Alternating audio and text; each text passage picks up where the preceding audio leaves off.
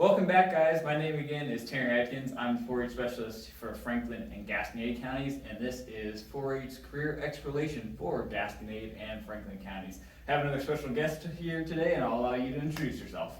My name is Jason Ackerman. I'm a conservation agent here in Gasconade County.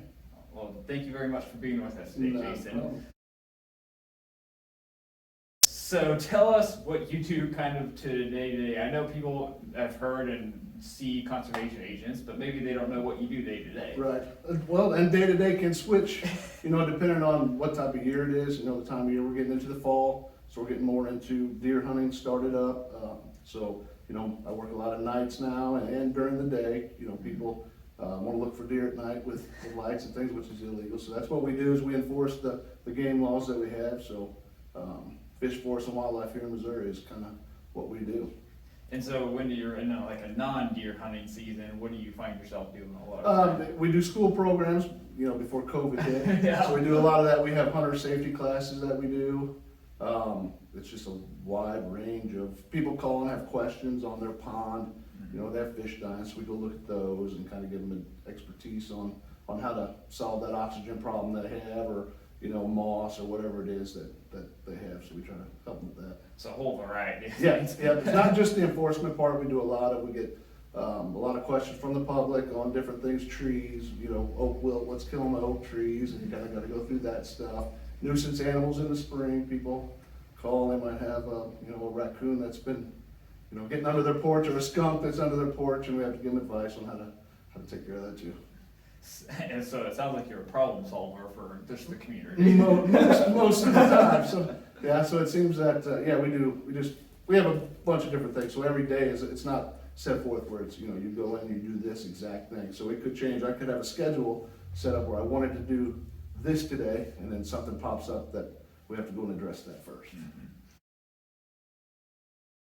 You must work with a variety of people too. Correct. Yeah. And so what are the kind of people you see most often? Well, the hunters and fishermen, we obviously check those, and we do that for compliance checks on having the right permits that they need. Say, fishing, they have the fishing permit they need, the actual fish that they're catching. So we have to identify the fish and make sure that they're within link limits, if that pond or lake has a link limit requirement, or what kind of fish that they have, because there's a daily limit on how many they can possess. Mm-hmm. So we go through that. But yeah, you get a lot of different questions on some stuff I can't get right off the top of my head, so we have to investigate a little bit, get them the right answer. But it does change with kind of the questions you get. And so do you have a team of other officers you work with, or what's your area that you work I'm assigned to Gasconade County, but we are statewide, so I can go anywhere in the state of Missouri. I'm assigned to Gasconade County. I'm the only conservation agent we have here, which some people say game warden. It's the same thing. It's just we have a fancier name. We call ourselves conservation agents. Some other states call conservation officers or game wardens, but it's all the same. But I have Gasconade County is what I'm assigned to, and I'm the only one we have here in this county. So do most counties across the state of Missouri have a conservation Have agent? at least one. Some of the more populated counties will have two. Like Franklin has two. You get closer to St. Louis, Kansas City, they'll have 2 agents there. Oh, great. So it's a position you can find about anywhere in the state. Right, yeah. We have roughly 180 conservation officers, in the field. Oh, great.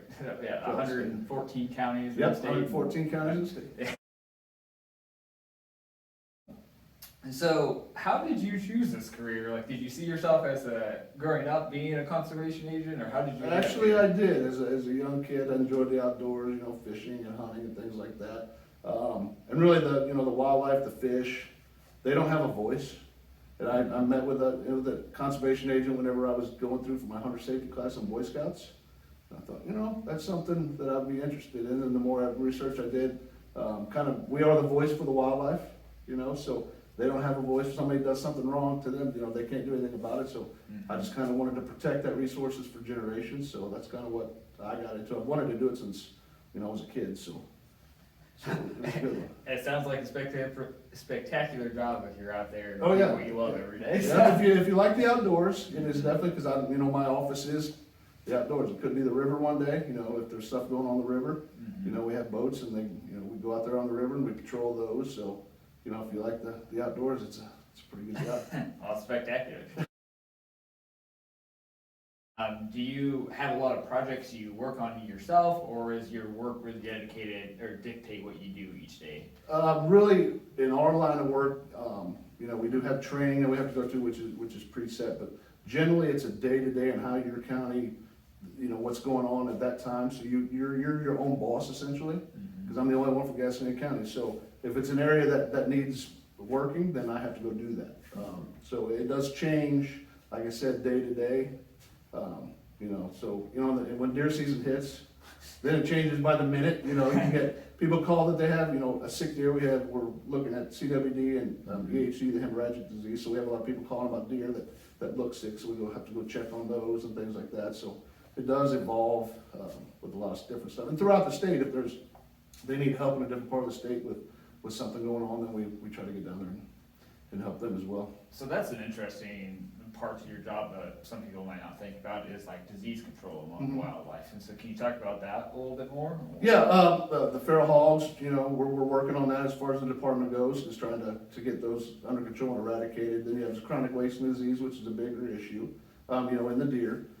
So then you have a lot of the other ones, invasive species like Asian carp in the river system. So there's a lot of different things in there, that you have to work and try to address.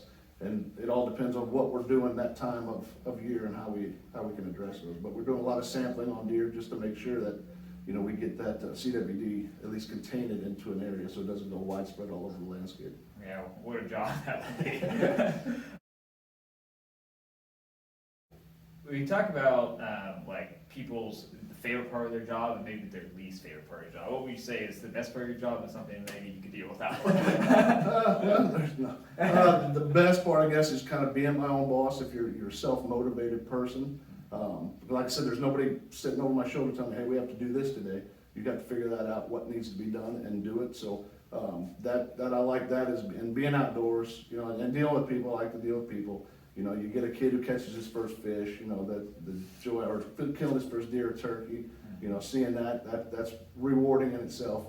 Sometimes the long hours, being the only person in the county, can be trying sometimes with family at home and trying to adjust that schedule as well. That's kind of the only real downfall I have is time. Yeah. There's never enough time. Trying to balance everything you need to get done and your regular family life. And Right. everything. But if that's the only downfall I have, in a career, I can say that's well worth it. Well, would you say though, a lot of times you have flexibility We do. with what you do? Yep. And if you need to run home and take care of family things? Yep, and that's another big proponent of, the job, is if I do have, if it gets to be in the fall where we're getting a lot of night activity, illegal stuff going on at night, then I adjust that work schedule that day. So, won't do much during the day, and then I'll be out all night, working that way. But yeah, if the kid with, COVID, if they get quarantined or something like that, then we can work that around our schedule as well, so. That means so much, having some of that It does. flexibility working with Yep. the family. What kind of education, training, and background is required to be a conservation agent? Okay, you have to have a 4-year bachelor degree, and this is the first year we're having a class starting in April 1st, and it's a 26-week class to become an agent. So your first step would be obviously graduating high school. Got to do that. Then you have to be at least 21 years of age to be a peace officer in Missouri anyway. So then you'll go to college for 4 years, and it was a biological science major or criminal justice, but we kind of opened that up now to any kind of 4-year degree you can apply. And if you get accepted into our training class, like I said, then it's 26 weeks that we stay at the Highway Patrol Academy in Jeff City, and that's where you get post-certified, because we are post-certified peace officers for Missouri as well. And you'll go to, boat school to learn how to operate boats, and duck school, so ID ducks, fish, stuff like that, all the wildlife stuff that you go on there, and then you get your law enforcement post credits as well. Making sure you have all the content knowledge so you can go out and do your job. Right, successfully. right, yeah, and we do wear a lot of hats. Like I said, sometimes you're a forester, sometimes you're a fisheries boss, you're definitely the enforcement person. So you have to know a lot of different aspects, and then operation of, we have our own vehicle. They give you a vehicle, offices in my house. So they give you computers, they give you boats when you have water, river systems. So Yeah. you have all the tools you need to do the job. But it takes a lot of training, right? And it changes, like I said, it changes constantly, which is to me, it's fun, because it's not the same thing day after day. It definitely changes, so. So would you say across the state of Missouri are conservation agents needed? Like, are you short on positions and people applying? Yeah, and that happens with a lot of law enforcement as the world is today. But yeah, we do have openings, but we don't have a class every year. So we go on, if we have enough openings, then we have a class. So this class is gonna have, I believe, 16 people in it. Okay. So, and that'll change, sometimes it's 12. I went back, and mine was in 2001, and we had 21 in that class. Okay. So it on the need, we have retirements or openings, then we have to fill those, and we try to fill those with a class. But that class, it goes, it's a 6-month class, so, And you have to make sure your instructors and everything are reading your Right, classes. So, yeah. I imagine there's some planning behind that. So those that are, youth that are, or youth, teens, college students interested in possibly becoming a conservation agent, they'll just kind of have to find out, like, if there is positions open, and if there'd be a class operating towards the time they get done with their 4-year degree. Correct. And that's on our website, mdc.mo.gov. And then you can get on there, and then it'll show you, when our next class for the application process. And we also put it out in media, Facebook post and through our department website, and then newspaper articles. Agents like us will put them in our local newspapers, so people do know what's going on out there. If you are in college, we do have what we call an internship program, which is a volunteer program. It's a protection volunteer program. So as you're in college, you actually get to work with agents. It's on a volunteer basis, but we track your numbers and stuff like that. So yeah, if we have a deer season, then you're riding in a truck with us and seeing what goes on, that way too. So there is an opportunity there, and whatever region you get into, we have 8 regions in the state as far as the department goes. So if you're going to Mizzou, we have our central region, which is out of Columbia, and we have a coordinator for that. And then you get in there, and then they track your hours, and you have to report in what you're doing, and then you get to go. And we have range days. We have people come down, and our volunteers will come down and help with that, or deer season, patrols, so they can come and ride with us. They have to get X number of hours in there as far as the volunteer goes. But that's another opportunity for the young people that want to get into it. So that's a great opportunity for any of you that want to find maybe some job shadowing experience with being a conservation agent. Sounds like you can do some ride-alongs for some career exploration. Correct. What would you say, or do you know what the kind of the entry-level pay is for a conservation agent here in Missouri? I believe the class going through now is right around 40,000 is what they'll start with. Okay, and so that's something you can kind of expect going if you are interested in the career. So do you have any advice for those youth that are interested in becoming a conservation agent? Like, what should they be doing now?